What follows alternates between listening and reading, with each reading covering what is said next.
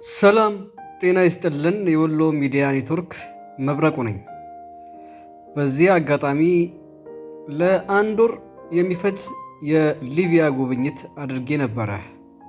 እናም በሊቢያ ገሃነም ምድር ውስጥ በጣም በርካታ ኢትዮጵያውያኖች በጣም በሚያሳዝን መልኩ በዚህ በምታዩት ፎቶ ምስል በጣም ብዛት ያላቸው ኢትዮጵያውያኖች በሰቆቋና በግፍ በረሃብና በውሃ ጥማት እየተሰቃዩና እየተንገላቱ መሆኑን በትዝብት ተመለከትኩ።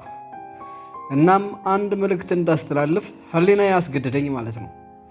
መቼም የሰው ልጅ ነህና እንደዚህ አይነት ነገሮችን ስታይ ውስጥህ ከልብ ያዝናል። ላለፉት ከልብ ያዘንኩና ለሚመጡት ግን አንድ ትምህርት ቢጤ ነገር መስጠት ፈለኩኝ። አላህ ከፈቀደና አቅማችን ከፈቀደ ከዚህ በፊት ሊቢያ ለገቡና እንዲህ በስቃይ ላሉ ወንድሞቻችን በፍጥነት መድረስ እንደሚኖሩብንና ከዚህ በኋላ ግን ሊቢያ ሄደው ለሚንገላቱ ኢትዮጵያውያኖች ማዘንም ሆነ መራራት እንደሌለብን ላስተምር ወደድኩኝ።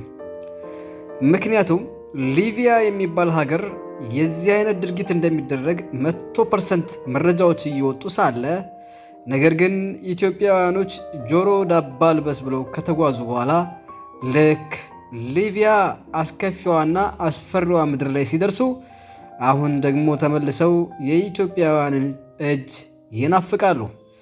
እናም ሊቢያ የምትባል ሀገር ከዚህ በኋላ ለኢትዮጵያውያኖችም ሌሎችም ስደተኞች እርም ትሆን ዘንድ አዲስ ስደተኛ ለሆናችሁ ምንም አይነት አስተዋጽኦ የሚያበረክት እንደሌለ እንድታቁና አሁን ላሉት ደግሞ እንድንደርስላቸው በአክብሮት ጠይቃለሁ።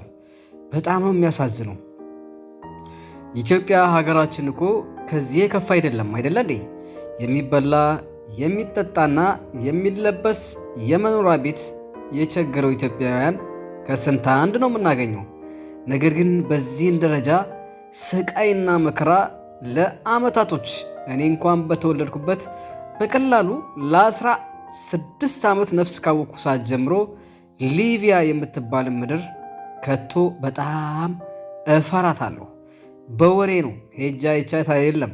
ነገር ግን ልክ እንደዚህ በፎቶ እንደምታየው ግለሰብ አብዛኛውን ጊዜ ፎቶዎችንና ቪዲዮዎችን ስቃዮችን ስለምመለከት ሊቢያ የሚባል ሀገር እርም ብዬ እግሬን ሳላነሳ ለ16 ዓመት በሌላ ስደት ሀገር ኖሬያለሁ። አሁንም ውድ የሀገሬ ልጆች፣ ውድ ኢትዮጵያውያኖች ወደ ሊቢያ ስትሰደዱ የዚህ አይነት ዕጣ ፈንታ እንደሚገጥማችሁ እያወቃችሁ እንድትሰደዱና ስትያዙና መከራ ውስጥ ስትገቡ እርዳታ መጠየቅ እንደሌለባችሁ አበክሬ ልነግርህ እወዳለሁ። ወደህ ገብተሃልና ወደህ ተወጣው እዛው። አሁን ከዚህ በፊት ላሉ ኢትዮጵያውያኖች ፕሊስ አንድረስላቸው። በጣም በሚያሳዝን መልኩ በአናታቸው ቅማል እየተንከባለለ እንዲሁም ልክ እንደዚህ በፎቶ እንደምታዩት ጎና አጥንታቸው ተጣብቆ እያየናቸው እንገኛለን። ልብ ይሰብራል። እንድረስላቸው ፕሊስ። ውድ ሀገሬ ልጆች ይቺ ዓለም መተላለፊያ፣ ማለፊያ፣ መተዛዘቢያና መፈተኛ መንገድ ነች። ስለዚህ ትርፍ የሆኑ ገንዘቦቻችንን በማዋጣት ሊቢያ ላይ ለሚሰቃዩ ወንድምቶቻችን እንድረስላቸው። ለመጪው ግን አይመለከተኝም። 4 ነጥብ